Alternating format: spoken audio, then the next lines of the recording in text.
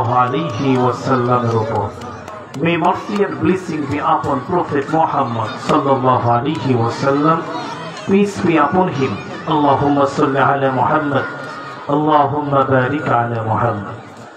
সম্মানিত দিনী ভাইয়েরা, আমাদের রবকে সবাই বলেন আমাদের মালিককে, আমাদের রিজিক দাতাকে, আমাদের জীবন দিয়েছেন কে, আবার আমাদের মৃত্যু দিবেন কে? ওই আল্লাহ চান আমরা যেন জান্নাতি হই। কি হই? সবাই বলেন জান্নাতি হই। ওই আল্লাহ চান আমাদের যেন কোনো গুনাহ না থাকে, আমরা যেন সবাই পরিশুদ্ধ জীবন পরিচালনা করি, আমরা যেন জান্নাতের পথে হাঁটি। তার কারণ এখানে আমরা যারা বসে আছি আমাদের প্রত্যেকের জীবনে কম বেশি গুনাহ আছে না নেই? সবাই বলেন তো কার কার গুনাহ নাই? হাত তোলেন। কেউ আমরা হাত তুলতে পারবো না, কারণ এখানে আমরা যারা বসেছি আমাদের সবারই কম বেশি জীবনে ত্রুটি, পাপ, ভুল, গুনাহ, অপরাধ রয়েছে। আমরা যখন দুনিয়াতে এসেছিলাম, মায়ের পেট থেকে যখন ভূমিষ্ঠ হয়েছিলাম, আমাদের কোন গুনাহ ছিল? সবাই বলেন আমরা নিষ্পাপ মাসুম অবস্থায় দুনিয়াতে এসেছি। এই যে দুনিয়াতে এসেছি আবার চলে যাব, যেতে হবে কি না? এখানে যারা আমরা আছি আমরা সবাই মরবো তো? কেউ আছেন নাকি যে আমি মরবো না? থাকলে হাত তোলেন দেখি। আমরা সবাই মরবো, সবাই ইন্তেকাল করব। যখন আমরা মৃত্যুবরণ করব, আমাদের আমলনামা যেন কোনো গুনাহ না থাকে, যেন কোনো অপরাধ না থাকে, এটা চান কে? আরো জোরে বলেন আল্লাহ। পক্ষান্তরে শয়তান চায় আমরা যেন জাহান্নামী হই। কি হই? সবাই বলেন না কেন? আমরা যেন অপরাধ করে তার পথে তার মতে চলি। কেননা শয়তান চাই আমরা যেন আল্লাহকে ভুলে যাই, আমরা যেন গুনাহ করি, আমরা যেন অপরাধ করি। এটা চাই কে? শয়তান। শয়তান এটা তার আসল নাম নয়, তার নাম হচ্ছে আজাজিল। কি ছিল? সবাই বলেন তার নাম ছিল আজাজিল, তার নাম ছিল ইবলিস। আল্লাহ পাক রব্বুল আলামিনের কাছে সে এক সময় অনেক সম্মানিত ছিল। কিতাবের ভিতর আসছে এমন কোন জায়গা নাই যেখানে শয়তান সিজদা করে নাই। সমস্ত জায়গায় শয়তান কাকে সিজদা করেছে? আল্লাহকে। আল্লাহ পাক রব্বুল আলামিন বললেন শয়তান, ইবলিস তুমি আমার আদমকে সিজদা করো। ইবলিস বলল আমি কেন সিজদা করব? আদমকে তোমার সিজদা করতে হবে, এটা আমার অর্ডার। এটা কার অর্ডার? আল্লাহর অর্ডারের সামনে কোন অজুহাত দাঁড় করানো যাবে? আরো জোরে বলেন আল্লাহর অজুহাত, আল্লাহর অর্ডারের সামনে কোন অজুহাত দাঁড় করানো যায় না। কিন্তু অজুহাত দাঁড় করিয়েছে কে? শয়তান। কি অজুহাত দাঁড় করেছে? বলে আনা খায়রুম মিনহু খালাকতানি মিন নার ওয়া খালাকতাহু মিন তিন। হায় আল্লাহ, আমি আদমকে সিজদা করতে যাব কোন দুঃখে? আমাকে সৃষ্টি করা হয়েছে আগুন দিয়ে, আর আদমকে সৃষ্টি করা হয়েছে মাটি দিয়ে। আগুনের গতি উপরের দিকে, মাটির গতি নিচের দিকে।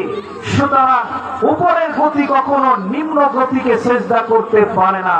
আল্লাহ পাক রব্বুল আলামিন বলেন শয়তান তুমি বের হয়ে যাও, আমার জান্নাত থেকে তুমি বের হয়ে যাও। চিৎকার দিয়ে বলুন আল্লাহু আকবার। তো শয়তান যখন জান্নাত থেকে বের হয়ে যাবে তখন আল্লাহর কাছে আরজি করছে। কি করছে? সবাই বলেন না কেন? আর মজা আছে শোনেন। আল্লাহর কাছে আরজি করছে, ওই আল্লাহ এমনি এমনি তুমি বেতন করি না দিয়ে আমাকে তাড়িয়ে দিবা, এটা তো বেইনসাফি হয়ে যায়। আল্লাহ পাক রব্বুল আলামিনকে শিখাইতেছে, নাউজুবিল্লাহ বল। আল্লাহ পাক রব্বুল আলামিনের কাছে শয়তান বলল, আল্লাহ আমি দীর্ঘ 6 লক্ষ বছর ধরে তোমার ইবাদত করেছি, এই ইবাদতের বিনিময়ে আমি তোমার কাছে কিছু চাই। আল্লাহ পাক রব্বুল আলামিন বললেন, শয়তান তুই আমার কাছে কি চাস? বলে 1 নম্বর চাওয়া হলো, আয় আল্লাহ আমাকে আপনি ক্বালা আনজিরনি ইলা ইয়াউমি ইউবাসুন, কিয়ামত পর্যন্ত হায়াত দিয়ে দিন। আল্লাহু আকবার বলেন। কোন পর্যন্ত?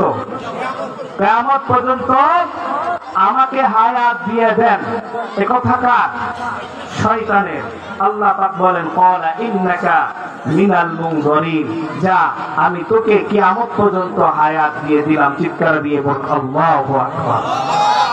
তাহলে এইখান থেকে একটা বিষয় আমাদের জন্য শিক্ষা, সেই শিক্ষাটা হলো যে শয়তানের উত্তরসূরি যারা হয় এরা বেশি দিন ক্ষমতায় থাকতে যায়। আরো জোরে কোন না কেন? এরা সহজে ক্ষমতা ছাড়তে চায় না, এরা বেশি দিন ক্ষমতায় থাকতে চায়। মাঝে মাঝে শয়তানের মতো বলে 41 সাল পর্যন্ত থাকবো।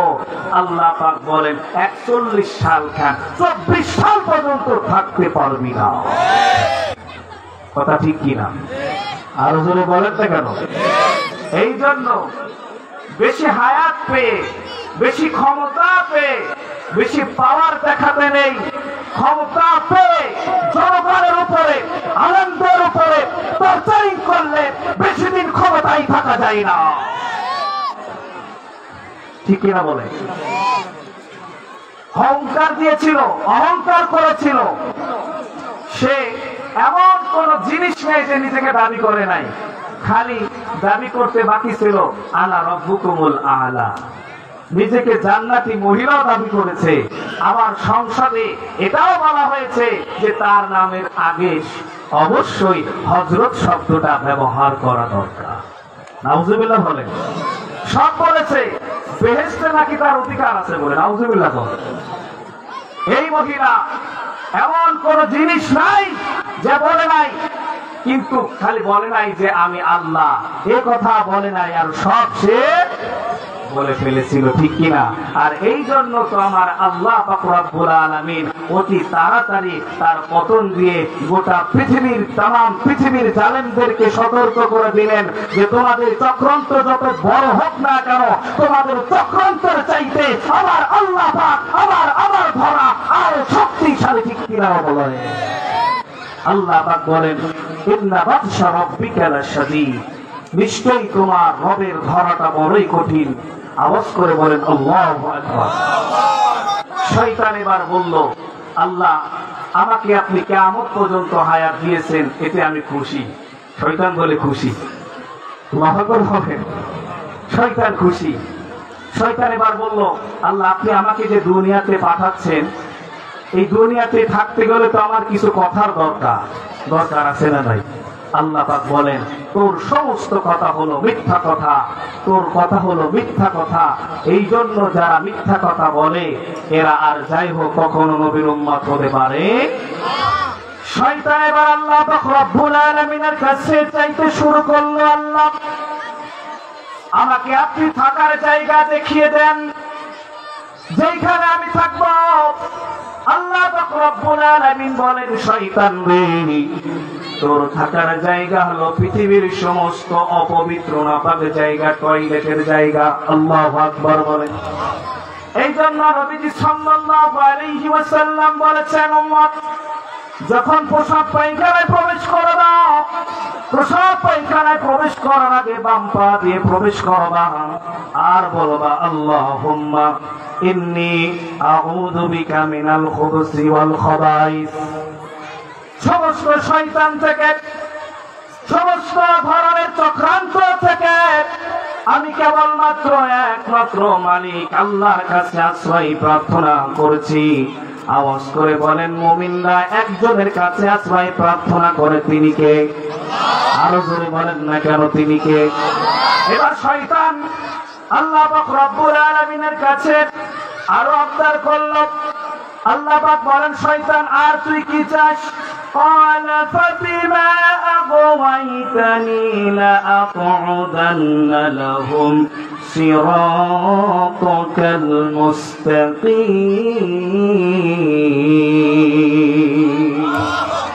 শয়তান বলল, আল্লাহ আমাকে আপনি এমন পাওয়ার দিয়ে দেন, আমি যেন আপনার সহজ সরল বান্দাদেরকে তাদের সঠিক পথ থেকে আমি যেন গোমরাহ করতে পারি।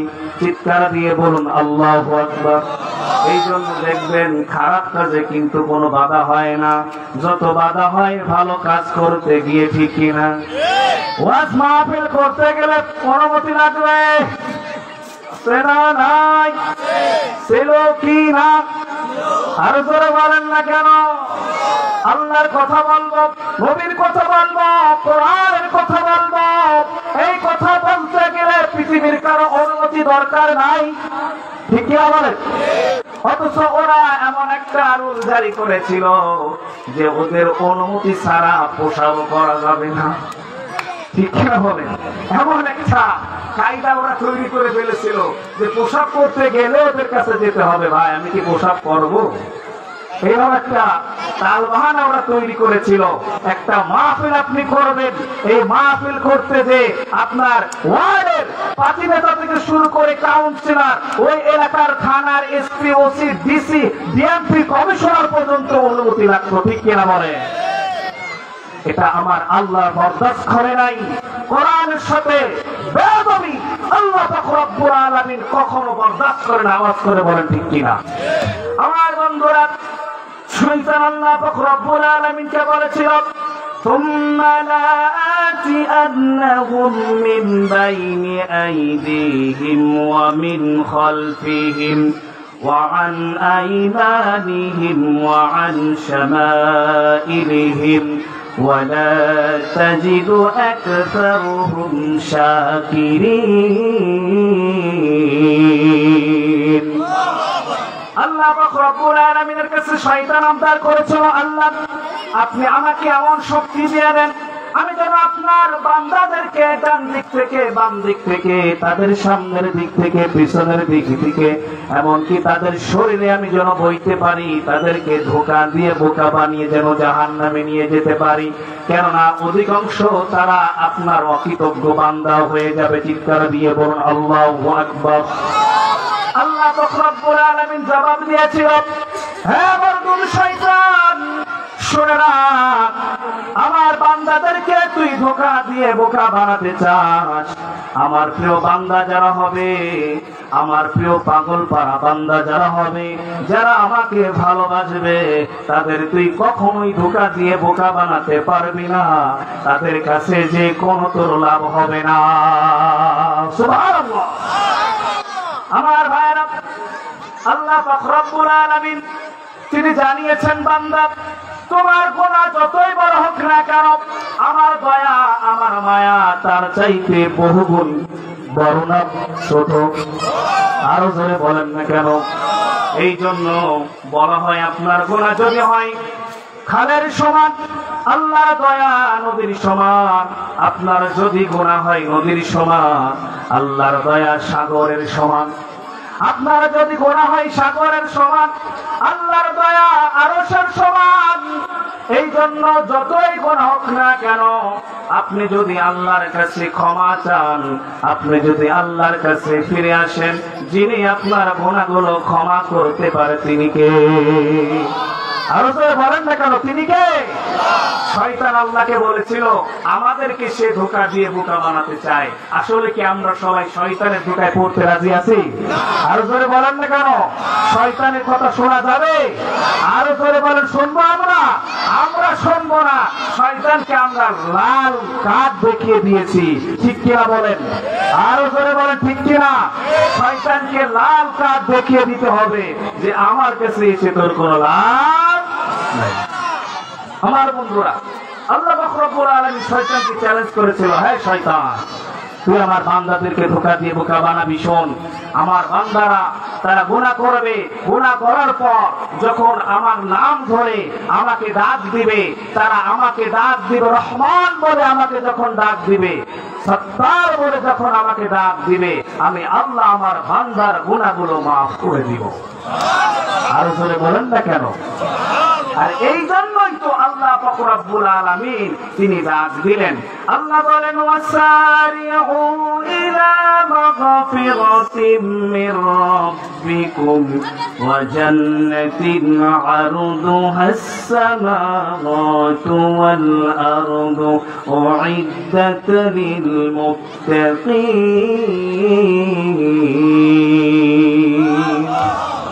আল্লাহ পাক রব্বুল আলামিন বলেন, বান্দা দৌড়াও।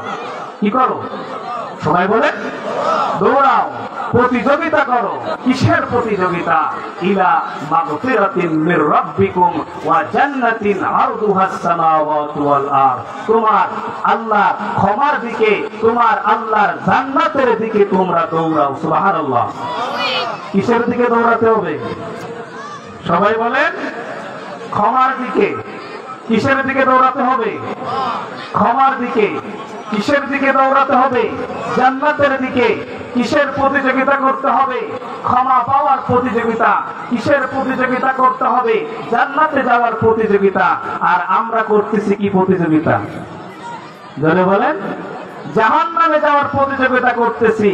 কেউ বা বাড়ি বানাচ্ছে, একটা বাড়ি আছে, আরো একটা বাড়ি দরকার, একটা গাড়ি আছে, আরো 10টা গাড়ি দরকার।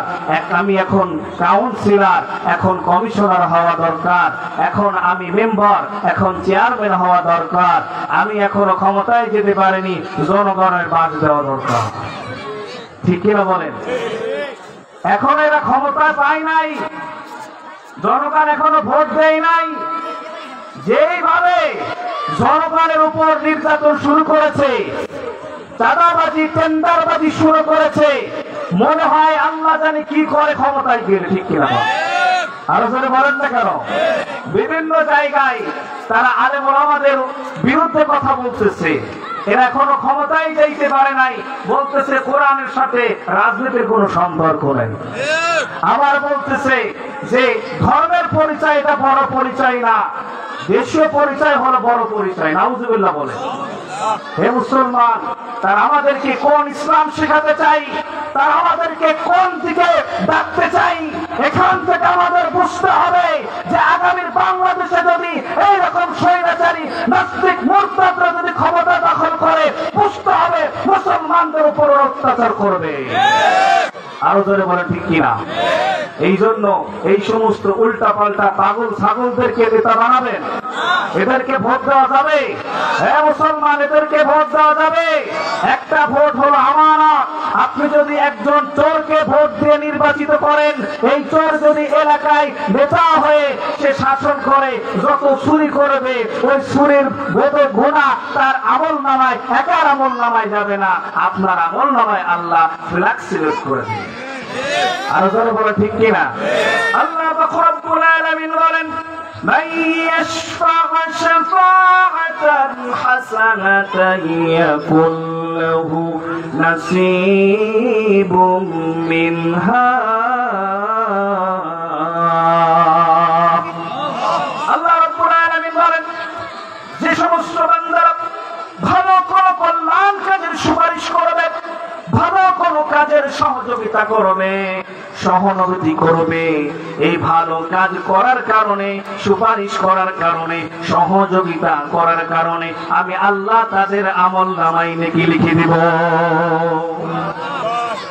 ومن يشفع شفاعة سيئة يكن له كفل منها। আল্লাহ পাক রব্বুল আলামিন বলেন, আর যদি তারা খারাপ কোনো কাজের সহযোগিতা করে, যদি কোন চোরকে সাপোর্ট করে, যদি কোন চরিত্রহীনকে সাপোর্ট করে, টেন্ডারবাজি নেতাকে সাপোর্ট করে, ওই টেন্ডারবাজি নেতা অপরাধ যত করবে ওই অপরাধের একটা অংশ তার আমল নামায় দেওয়া হবে। কথাকার? আরো জোরে বলেন না কথাকার? এই জন্য আমার বাবাজিরা ওই দিকে দৌড়ানো যাবে না, যেই দিকে দৌড়ালে জাহান্নামে যেতে হয়, যেই দিকে দৌড়ালে আমার আল্লাহ রাগান্বিত হন, আমার নবীজি অখুশি হয়, ওই দিকে মুসলমান দৌড়াতে পারে? আরো জোরে বলেন না কেন পারে? এই জন্য রব্বুল আলামিন আমাদেরকে কত ভালোবেসে মহাব্বতের সাথে ডাক দিলেন, ওয়াসারিউ ইলা মাগফিরাতিন মির রাব্বিকুম ওয়া জান্নাতিন আরদুহাস সামাওয়াতু ওয়াল আরদু উইদ্দাত লিল মুত্তাকিন। আল্লাহ পাক বলে, বান্দা দৌড়াও, প্রতিযোগিতা করো, ক্ষমা মাপের প্রতিযোগিতা, গুনাহ মাপের প্রতিযোগিতা। আমরা বললাম আল্লাহ কোন কোন কাজ করলে গুনাহ মাফ হয়? আল্লাহ পাক রব্বুল আলামিন বলে, বান্দা ঈমান আনো, তোমার গুনাহ মাফ হয়ে যাবে। আর জোরে কোন না কেন? কি আনলে মাফ হবে গুনাহ? আর জোরে কোন না কেন? ঈমান আনলে যিনি গুনাহ মাফ করে দেয় তিনি কে? নবী করিম সাল্লাল্লাহু আলাইহি ওয়াসাল্লামের একজন প্রিয়তম সাহাবী, তার নাম হলো দাহিয়া কালবি। জোরে বলেন কি? দাহিয়া কালবি ইসলাম গ্রহণ করেছে। নবী করিম সাল্লাল্লাহু আলাইহি ওয়াসাল্লাম বললেন, দাহিয়া কালবি, তোমার গুনাহ যত বড় হোক না কেন, আল্লাহ পাক রব্বুল আলামিন এর ভালোবাসা দয়া তোমার গুনার চাইতে অনেক বড়, অনেক বড়। তুমি যদি আল্লাহর কাছে ক্ষমা চাও, আল্লাহ তোমাকে ক্ষমা করে দিবে। দাহিয়া কালবি কান্নাক্রত কণ্ঠে বলতেছে, ইয়া রাসূলুল্লাহ সাল্লাল্লাহু আলাইহি ওয়াসাল্লাম, আল্লাহ পাক রব্বুল আলামিন আমার সব গুনাহ ক্ষমা করলেও আমার একটা গুনাহ আছে, যেই গুনাহ কখনোই আল্লাহ ক্ষমা করবে না। নবীজি বললেন, ও দাহিয়া কালবি, তোমার সেই গুনাহটা কি একটু বলো। দাহিয়া কালবি বলে, ইয়া রাসূলুল্লাহ সাল্লাল্লাহু আলাইহি ওয়াসাল্লাম, আমি আমার স্ত্রীকে 7 মাসের গর্ভবতী রেখে আমি সফরে বের হয়েছিলাম। তো সফরে যাওয়ার আগে স্ত্রীকে ডাক দিয়ে বলেছিলাম, প্রাণ প্রিয়, তোমার স্ত্রী যদি তোমার ছেলে সন্তান হয় তাহলে তুমি বাঁচিয়ে রাখবা, আর যদি মেয়ে সন্তান হয় তাহলে তুমি তাকে মাটির সাথে জীবন্ত কবর দিয়ে ফেলবা। আল্লাহু আকবার বলে। বলে, ইয়া রাসূলুল্লাহ, আমি 4 বছর পর সফর থেকে ফিরে এসে দেখি ছোট একটা মেয়ে, এত সুন্দর চেহারা, আমাকে আব্বু আব্বু বলে ডাকতেছে। তো আমি আমার স্ত্রীকে ডাক দিয়ে বললাম, হে স্ত্রী, এই কন্যা সন্তানটা কার? আমার স্ত্রী ভয়ে ভয়ে কান্নারত কণ্ঠে আমাকে বলেছিল, প্রাণ প্রিয় স্বামী, এই সন্তানটা হচ্ছে আমাদের সন্তান। চিৎকার দিয়ে বলুন আল্লাহু আকবার। আমি আমার স্ত্রীকে রাগান্বিত কণ্ঠে বললাম, কেন? তোমাকে যে আমি বলেছিলাম ছেলে সন্তান হলে বাঁচিয়ে রাখবা আর মেয়ে সন্তান হলে জীবিত কবর দিবা, কই তুমি মেয়ে সন্তানকে কেন বাঁচিয়ে রেখেছো? আমার স্ত্রী আমাকে ডাক দিয়ে বলে, ও আমার স্বামী, আমি মা হয়ে কেমন করে সন্তানকে জীবন্ত কবরস্থ করব? একটুবার আপনি লক্ষ্য করেন, এই যে আমার মেয়েটার দিকে তাকান, মেয়েটার চেহারার দিকে তাকান, তার কপালের দিকে তাকান। তার কপালটা আপনার কপালের মতো, তার চোখটা আপনার চোখের মতো, তার ঠোঁটটা আপনার ঠোঁটের মতো। আপনাকে বহুদিন দেখি না, আপনার ভালোবাসায় এই মেয়ে সন্তানকে আমি জীবন্ত কবর দিতে পারি নাই। আল্লাহু আকবার। দাহিয়া কালবি বলেন, নবীজি, আমার স্ত্রীর কথা শুনেন, মেয়েটার প্রতি আমার ভালোবাসা জন্মালো। রাতের বেলায় মেয়েটাকে নিয়ে আমি ঘুমাতে গেলাম, মেয়েটাকে মাঝখানে রাখলাম, ডান পাশে আমি ঘুমালাম, বাম পাশে ওর মাকে রাখলাম। মেয়েটা একবার আমার দিকে ফিরে আমার সাথে কথা বলে, আর একবার তার মার দিকে ফিরে মার দিকে তাকায়। আমার দিকে তাকিয়ে কান্নারত কণ্ঠে বলে, আব্বা জান, কতটা রাত আপনার জন্য পার করেছি, আপনাকে দেখার জন্য মনটা বিভোর হয়েছে। আব্বা জান, আমার মার কাছে বারবার আপনার কথা বলতাম, বারবার আপনাকে দেখার চাহিদা জানাতাম। আজকে আপনাকে পেয়ে গেছি, আপনার প্রতি আমার ভালোবাসা বেড়ে গেছে।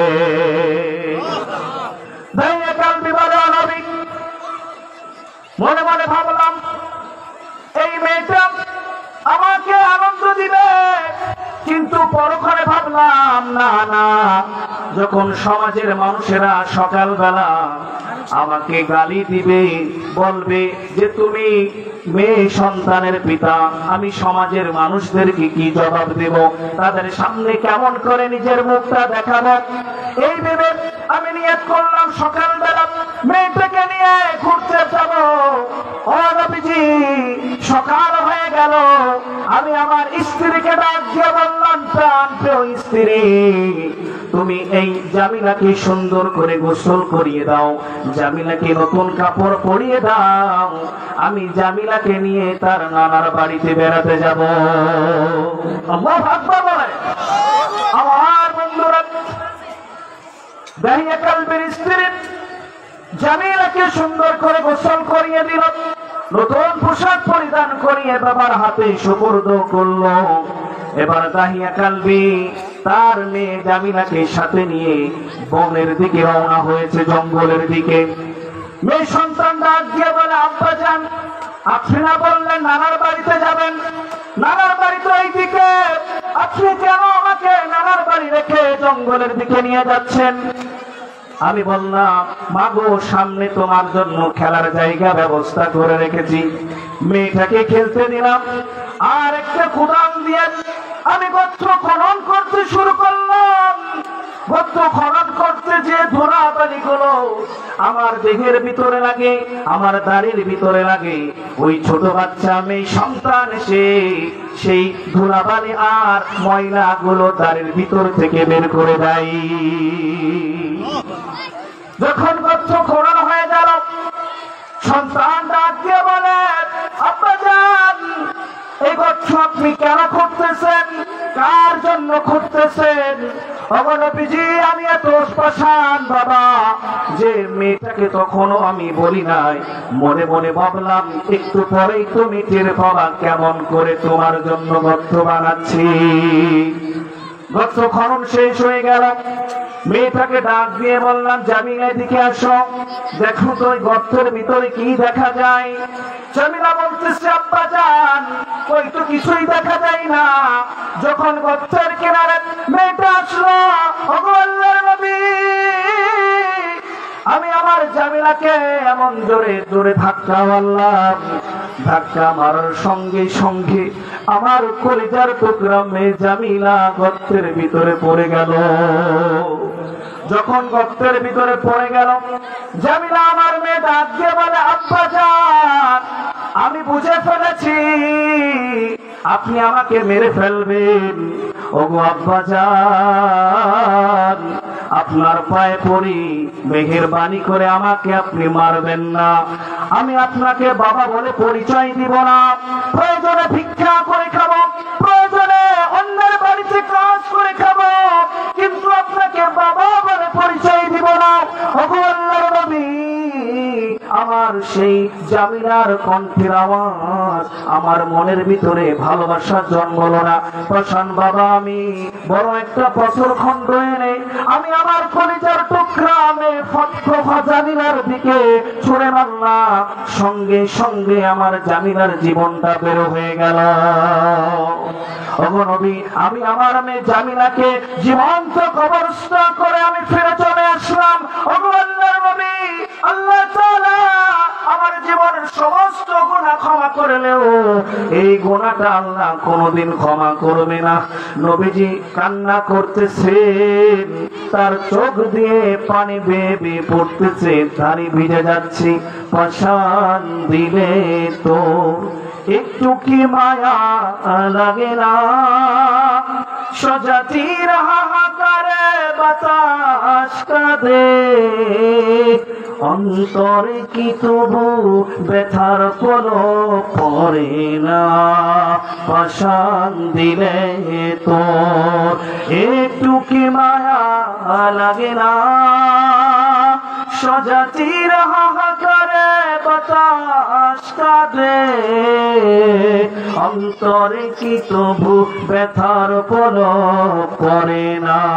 আমার নবী ডাক দিয়ে বলে, দাহিয়া কালবি, তখন তুমি মুসলমান হও না, তখন তুমি জাহেলিয়া ছিলেন, অমুসলিম ছিলেন, এখন তুমি মুসলমান হয়ে গিয়েছো, তুমি ঈমান এনেছো, তুমি কালিমা পড়েছো। মুসলমান হওয়ার কারণে আমার আল্লাহ তোমার এই গুনাহটাকে ক্ষমা করে দিয়েছে। আর জোরে বলেন না কেন সুবহানাল্লাহ। এই জন্য ঈমান আনলে যিনি গুনাহ ক্ষমা করে দেন তিনি কে? শুধু গুনাহ ক্ষমা করেন না, আল্লাহ বলেন ইল্লা মান তাবা ওয়া আমানা ওয়া আমিলা আমালান সালিহান ফাউলাইকা ইউবাদদিলুল্লাহু সাইয়্যাতিহিম হাসানাত ওয়া কানা আল্লাহু গফুরুর রহিম। আল্লাহ রাব্বুল আলামিন বলেন, যারা ঈমান আনে, তওবা করে, ভালো কাজ করে, এই ঈমান আনার কারণে, তওবা করার কারণে ফাউলাইকা ইউবাদদিলুল্লাহু সাইয়্যাতিহিম হাসানাত, তাদের অতীতের গুনাহগুলো আমি আল্লাহ নেকি দ্বারা পরিবর্তন করে দেই। সুবহানাল্লাহ। আর জোরে বলেন না কেন সুবহানাল্লাহ। তাহলে আমরা এক নাম্বার জানলাম ঈমান আনলে গুনাহ মাফ হয়। কি করলে গুনাহ মাফ হয়? ঈমান আনলে গুনাহ মাফ হয়। দুই নাম্বার, রাসূলকে ভালোবাসলে, রাসূলকে অনুসরণ করলে গুনাহ মাফ হয়। সুবহানাল্লাহ। কাকে অনুসরণ করলে গুনাহ মাফ হয়? আর জোরে বলেন না কেন?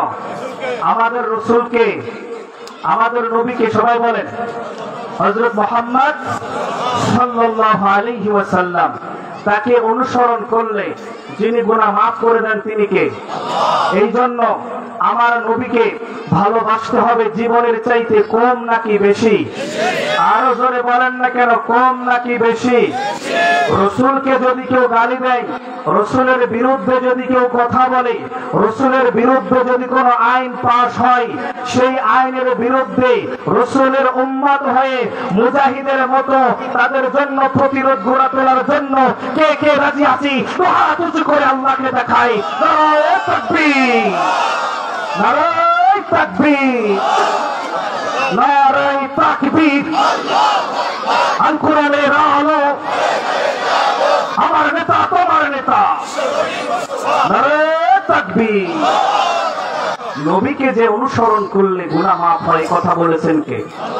আল্লাহ রাব্বুল আলামিন বলেন, قل إن كنتم تحبون الله فاتبعوني يحببكم الله ويغفر لكم ذنوبكم والله غفور رحيم। আল্লাহকে যে পাইতে চায়, হযরতকে ভালোবেসে, আমার সাথে বলো তো, আল্লাহকে যে পাইতে চায়, হযরতকে ভালোবেসে, আরশ কুরসি লৌহে কলম না চাহিতে পেয়েছে সে, হযরতকে ভালোবেসে, আল্লাহকে যে পাইতে চাই। চিৎকার দিয়ে বলুন আল্লাহু আকবার।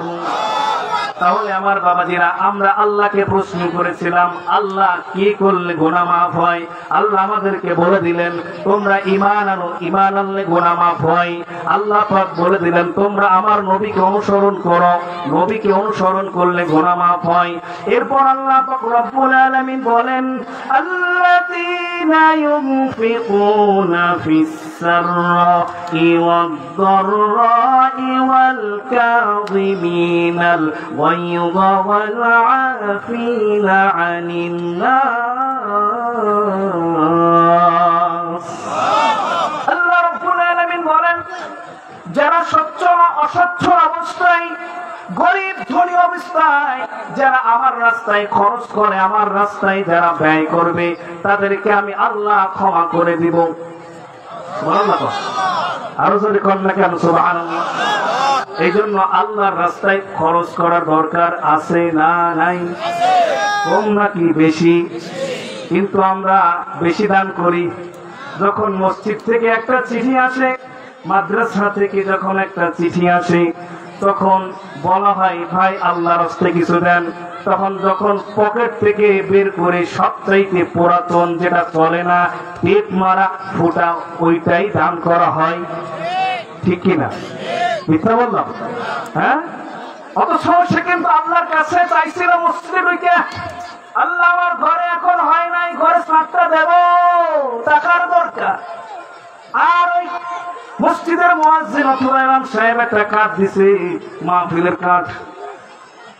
3 দিন গেছে বাসায় নাই, 4 দিন গেছে, এরপর দেখে বলে মাহফিলের কার্ড একটা দিছেন, যখন দিছেন কিছু তো দেওয়া লাগে, 50 টাকার একটা সিগারেট মারানো দিছে। এরকম পাবলিক আছে না নাই? অথচ আল্লাহর জন্য সবচাইতে দামি যিনি ব্যয় করতে বলেছেন তিনি কে? আল্লাহ বলেন লান তানালুল বিররা হাত্তা তুনফিকু মিম্মা তুহিব্বুন। আল্লাহ বলেন অতক্ষণ পর্যন্ত তোমরা সাফল্য অর্জন করতে পারবা না, অতক্ষণ পর্যন্ত তোমরা কামিয়াবি অর্জন করতে পারবা না, যতক্ষণ না তোমরা তোমাদের প্রিয় জিনিসটা আমার রাস্তায় খরচ না করবে। কথাটা কার? হে মুসলমান, এই জন্য আল্লাহর রাস্তায় আমরা কম খরচ করব নাকি বেশি খরচ করব? আল্লাহ রাব্বুল আলামিন বলেন যারা আমার রাস্তায় ব্যয় করবে, আমাকে যারা দিবে, তাদেরকে কিয়ামতের দিন আমি দিব, তাদেরকে আমি আল্লাহ পাক রব্বুল আলামিন আমলনামায় নেকি লিখে দিব। আর জোরে কোন না কেন? হ্যাঁ মুসলমান, একজন মা যখন একটা সন্তান জন্ম দেয়, সন্তানটাকে লালন পালন করে বড় করে কি করে না? মেয়েকে জন্ম দেয়, 17, 18, 20 বছর পর্যন্ত মেয়েটাকে লালন পালন করে যে আমার হাতে সুপুর্দ দেয়। নবী আমার বলে যারা আল্লাহর রাস্তায় দান করবে, তাদের দান যদিও ছোট হয়, এই দানকে আমার আল্লাহ পাক রব্বুল আলামিন লালন পালন করে কিয়ামতের দিন উহুদ পাহাড় সমান নেকি দিয়ে আল্লাহ বান্দার আমলনামায় ঢুকায় দেবে। আরো জোরে কর না কেন সুবহানাল্লাহ। আমার বন্ধুরা, আল্লাযীনা ইউনফিকুনা ফিস সাররাই ওয়াদ দাররা, সচ্ছল অবস্থায় অসচ্ছল অবস্থায় আপনি আল্লাহর রাস্তায় খরচ করবেন। আপনার পকেটে টাকা আছে, আপনি আল্লাহর রাস্তায় খরচ করবেন, দান করবেন, কিন্তু যখন আপনার পকেটে টাকা থাকবে না, তখন বলবেন নাকি আমারে মাফ করো? এরকম বলে না?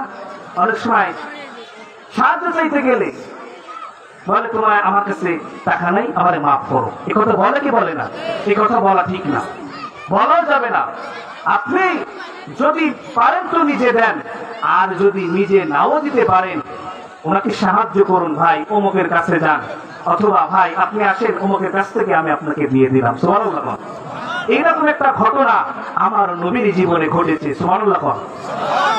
একজন ভিক্ষুক নবী করিম সাল্লাল্লাহু আলাইহি ওয়াসাল্লামের কাছে এসে সাহায্য প্রার্থনা করছে। এইদিকে নবীজি 3 দিন ধরে না খেয়ে আছে। সুবহানাল্লাহ।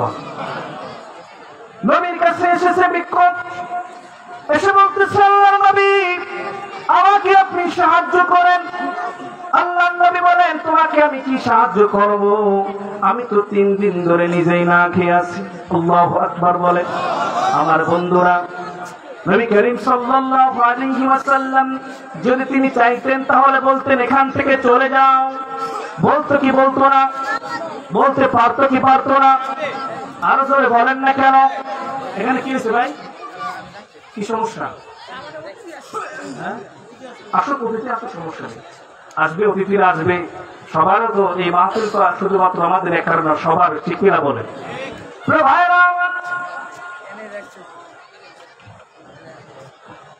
নবী করিম সাল্লাল্লাহু আলাইহি ওয়াসাল্লাম বললেন তোমাকে আমি খালি হাতে ফেরাতে পারি না। দেখো আলী আছে নাকি? হযরতে আলীকে ডেকে আনা হলো। হযরতে আলী রাদিয়াল্লাহু তাআলা আনহুকে নবীজি বললেন, আলী রে, একজন ভিক্ষুক আমাদের কাছে আসছে, তাকে তো আর খালি হাতে ফিরিয়ে দেওয়া যায় না। আলী, তোমার কাছে কিছু আছে নাকি?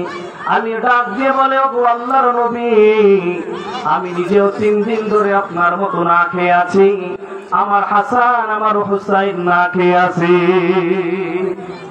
নবীজি বললেন, আলী, তাহলে একটা কাজ করো, এই ভিক্ষুককে একটা সুন্দর চিঠি লিখে তুমি হাতে ধরিয়ে দাও, এই চিঠিটা যেন সে হযরতে ওসমানের কাছে নিয়ে যায়। সুবহানাল্লাহ। তার কাছে আর জোরে কোন না কেন, হযরতে ওসমানের কাছে চিঠি লেখা হলো যে, ওসমান, তুমি এই ভিক্ষুককে 2000 টাকা দিয়ে দিবা, এতে বিশ্বনবী মুহাম্মদুর রাসূলুল্লাহ সাল্লাল্লাহু আলাইহি ওয়াসাল্লাম। এই ভিক্ষুক চিঠি নিয়ে হযরতে ওসমান রাদিয়াল্লাহু তাআলা নূর বাড়িতে গেলেন। বাড়িতে যে একটা আশ্চর্য ঘটনা তিনি দেখলেন। ঘটনাটা হলো এই, ভিক্ষুক দেখতেছে হযরতে ওসমান রাদিয়াল্লাহু তাআলা আনহু তার ক্যাশিয়ারের সাথে ঝগড়া করতেছে হিসাব মেলানোর জন্য। কি করতেছে? ঝগড়া করতেছে। ক্যাশিয়ার হিসাব দিতে পারতেছে না। ভিক্ষুক তো ভয় পাইছে যে এই লোক, যেই লোক ক্যাশিয়ারকে হিসাবের জন্য ছাড়তে পারে না, সেই লোক কি আমাকে দান করবে নাকি?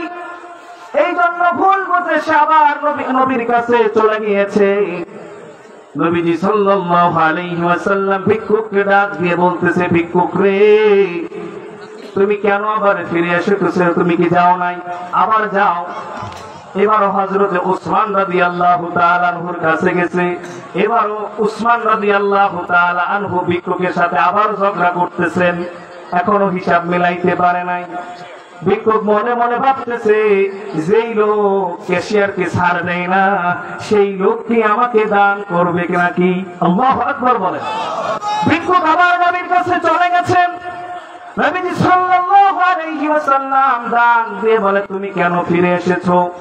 বলো, গো নবী, আপনি এমন লোকের কাছে আপনি পাঠিয়েছেন, যেই লোক হিসাবের কারণে নিজের ক্যাশিয়ারকে ছাড় দেয় না, সে আমাকে আবার দান করবে কি? আল্লাহু আকবার বলেন। আমার বন্ধুরা, ওই ভিক্ষুককে নবীজি ডাক দিয়ে বলেন, তুমি এবার সালাম দিয়ে ওসমানের ঘরে ঢুকে যাও। ওসমান রাদিয়াল্লাহু তাআলা নূর ঘরে ঢুকে গেলেন। এবার দেখতে পেলেন হযরতে ওসমান আর ওই কিশিয়ার দুইজনে মিলে আল্লাহর শুকরিয়া আদায় করতেছে, তাদের হিসাব মিলে গেছে। ওসমান রাদিয়াল্লাহু তাআলা বললেন, তুমি কে? বলে, আল্লাহর নবী আমাকে পাঠিয়েছে, এই নাও চিঠি। হযরতে ওসমান রাদিয়াল্লাহু তাআলা এবার চিঠি লেখা দেখে বললেন, ও ভাই, বলো তো এই চিঠিটা কে দিয়েছে তোমাকে? বলে, আল্লাহর নবী দিয়েছে। আল্লাহু আকবার বলে। হযরতে ওসমান রাদিয়াল্লাহু তাআলা আনহু আবার ডাক দিয়ে বলতেছে, এই চিঠি কে দিয়েছে ভাই? বলে, আল্লাহর নবী এই চিঠি দিয়েছে। ওসমান রাদিয়াল্লাহু তাআলা আনহু আবার ডাক দিয়ে বলতেছে, বলো তো ভাই, এই চিঠি কে দিয়েছে? বলে, আল্লাহর নবী এই চিঠি দিয়েছে। ভিক্ষুক মনে মনে ভাবে যে 2000 টাকা দেখে মাথা মনে খারাপ হয়ে গেছে,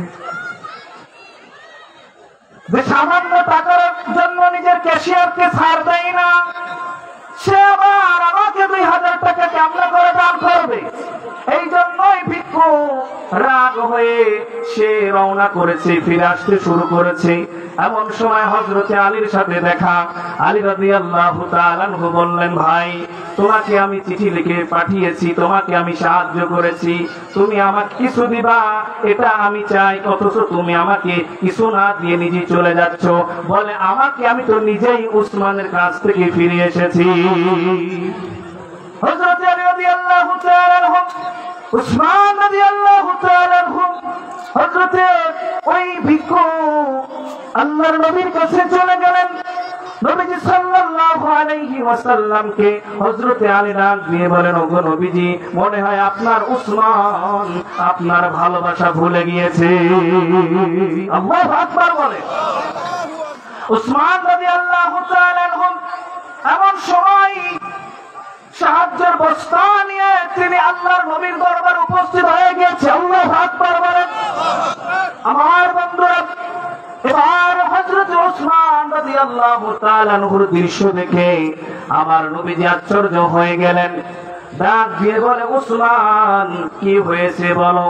হযরত উসমান বলে, ও আল্লাহর নবী, এই ভিক্ষুক আমার কাছে গিয়েছিল, আমি প্রশ্ন করেছিলাম এই চিঠি কে দিয়েছে ভাই, ওনার মুখে আপনার নাম শুনতে আমার ভালো লেগেছিল, এই জন্য আমি 3 বার তার কাছেই প্রশ্ন করেছি। চিৎকার দিয়ে বলুন সুবহানাল্লাহ।